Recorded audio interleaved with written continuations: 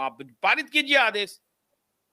क्या है, आपने जो वर्ड बोले ना आशुतोष जी, ये वर्ड पे भी सुप्रीम कोर्ट का, आपके ही वर्ड, ऐसा ही केस लॉ है सुप्रीम कोर्ट का। सुप्रीम कोर्ट के अमित कुमार का जो केस है ना 2025 का, जो आईआईटी का सुसाइड वाला केस हुआ था, उसमें जस्टिस पार्टी वाला ने यही लिखा। उन्होंने कहा कि आप जो कहना चाह रहे हो ये झूठा है, आप एफआईआर रजिस्टर करो, बाद में रिपोर्ट बनाओ।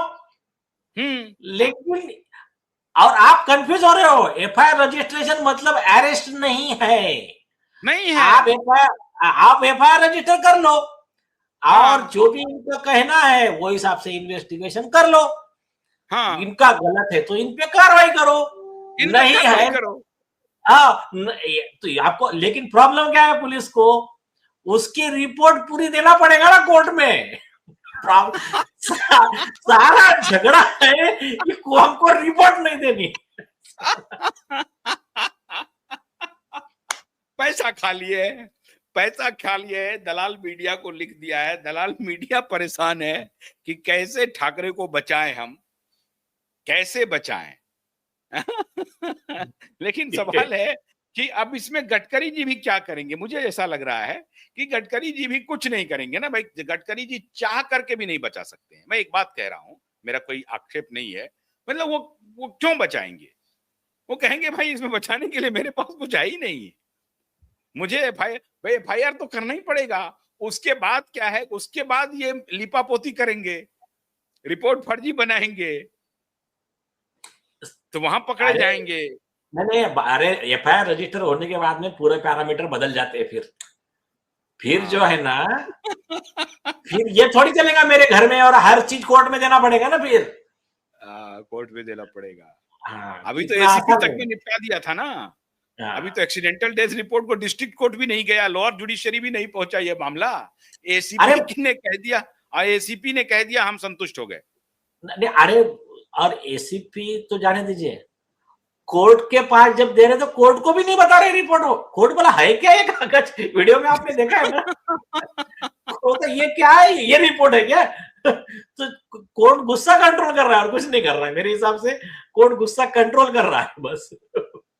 इसका मतलब है कि अगले हियरिंग में जस्टिस गडकरी का गुस्सा सातवें आसमान पर होगा, ये 100% है। मैं हैरान हूं कि वो लाइव हियरिंग क्यों रोक दिया गया है, या किस कोई तकनीकी कारण होगा। मैं हाईकोर्ट से हाथ जोड़ करके प्रार्थना कर रहा हूं कि मैंने आप इसके पहले भी बताया था कि इसी मुंबई हाई कोर्ट ने देश में लाइव हियरिंग की नजीर रखी थी 1952 में। मुंद्रा केस था, जो बाद में वो जस्टिस नेहरू कैबिनेट में एजुकेशन मिनिस्टर बने थे। उन्होंने कहा था कि लाउड स्पीकर पर सुनाओ, ये इसका मैं जिक्र कई बार कर चुका हूं। तो ये मुंबई हाईकोर्ट की पहल, उन्होंने ही नजीर पेश किया है लाइव हियरिंग का। तो लाइव स्ट्रीमिंग होने दीजिए, उस वक्त तो लाउड स्पीकर था, अब तो लाइव वीडियो चल रहा है। सुनिए क्या है, ये तो पहला हो गया। उसके बाद में सुप्रीम कोर्ट के 9 जज बेंच का जजमेंट है नरेश मिराजकर का। उसके बाद में सुप्रीम कोर्ट के जस्टिस उदय ललित का प्रद्युमन बिष्ट का जजमेंट है, जिस जजमेंट के तहत इस देश के सारे हाईकोर्ट में सीसीटीवी कैमरे लगे। तो उसमें कुछ जजेस ने ऑडियो वीडियो लगाने से मना किया था, ऑडियो से।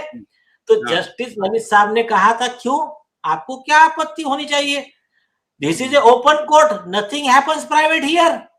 और उसमें वो जो जजमेंट कोर्ट किया सुप्रीम कोर्ट ने, वो ये कहता है कि अंधेरे में ही पाप फलता है। जो सारे पाप के काम है अंधेरे में होते हैं। और उसके बाद में कॉन्स्टिट्यूशन बेंच सुप्रीम कोर्ट का मैथ्यू नेदुम्परा का पिटीशन है, 5 जज बेंच ने लिखा sunlight is the best disinfectant. तो जहां रोशनी रहेंगी वहां ये सारे कीटाणु बैक्टीरिया मर जाएंगे। तो बहुत बढ़िया। ऑडियो वीडियो रिकॉर्डिंग, कैमरे का लाइट पड़ना बहुत जरूरी है मिलॉर्ड। मुंबई हाई कोर्ट में कैमरा और लाइट, ये दोनों का पड़ना बहुत जरूरी है, क्योंकि वो डिसइंफेक्ट होना है पूरे प्रेमिसेस को, अदरवाइज कंटेमिनेशन हो जाएगा। और एक बात, ये जजेस के लिए भी फायदे का है ना, मतलब ईमानदार जजेस के लिए, ईमानदार जजेस। अभी जो भ्रष्ट लोग हैं जिनको विरोध करना है करे, मैं ईमानदार जजेस की बात कर रहा हूं। मुझे इतना बताइए, एक डिसऑनेस्ट लिटिजेंट है, जिसको जज पे आरोप करना है, ये सीरम इंस्टीट्यूट जैसा, आदर पूनावाला, जिसको जज पे आरोप करना है। आप उसने मुझे बताइए, कोर्ट में हियरिंग हुई, सब हुई, और उसको लग गया कि जज उसके पाप का पूरा पुलिंदा जज ने पकड़ लिया और जज उस पर ऑर्डर कर रहा है, और बाहर आकर वो चिल्लाता है, जज ने मुझे गाली दे दी, जज मुझे पैसे मांग रहा है। अब क्या सबूत है कि ये गलत बोल रहा, वो सही बोल रहा? वो 15 लोग लेकर आ गया, कुछ बेईमान वकीलों के साइन ले लिया, और आकर एफिडेविट दे दिया। ईमानदार जज तो बेचारा परेशान हो जाएगा ना, परेशान हो जाएगा, बिल्कुल सही बात है। तो फिर उनके प्रोटेक्शन के लिए सीसीटीवी ऑडियो वीडियो जरूरी है कि नहीं है? एकदम जरूरी है, तभी तो सुप्रीम कोर्ट ने कहा कि light is the most disinfectant, best disinfectant. बस।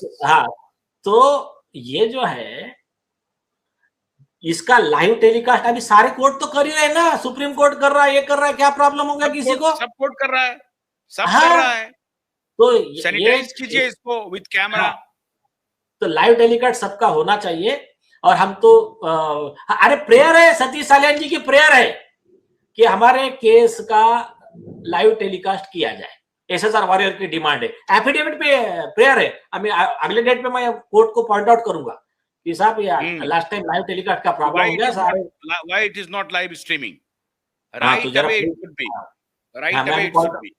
पॉइंट आउट करूंगा मैं, यस।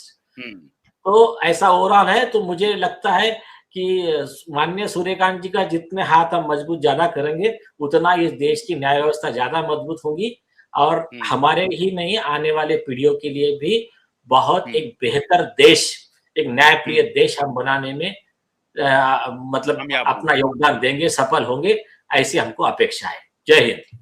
ठीक है, बहुत बहुत शुक्रिया नीलेश ओझा जी, बहुत बहुत शुक्रिया। चीफ जस्टिस सूर्यकांत के पत्र ने पूरे देश में एक ऐसा माहौल बना दिया है जिससे, और अभी बनने वाला है ये, और अभी जा रहा है बहुत जबरदस्त, ये तहलका मचा देगा। छोटे वकीलों को जिस रिस्पेक्ट के साथ, जिस आदर भाव के साथ उन्होंने रिस्पॉन्ड किया है, ये अविस्मरणीय है। और इस प्रकार की ये पहली घटना है। पहले भी जस्टिस ने निश्चित रूप से प्रत्युत्तर दिए होंगे, उसके बारे में मैंने तहकीकात नहीं की है, लेकिन जिस भाषा का प्रयोग चीफ जस्टिस सूर्यकांत ने किया है वो तो अतुलनीय है, और उसकी सराहना जितनी की जाए कम है। अब देखते हैं उनके इस पत्र का क्या असर पड़ता है न्यायालय पर। एक बात तय है कि लाइव हियरिंग तो तय है, और दिशा और सुशांत का केस भी फाइनल पड़ाव पर है। बहुत बहुत शुक्रिया, नमस्कार।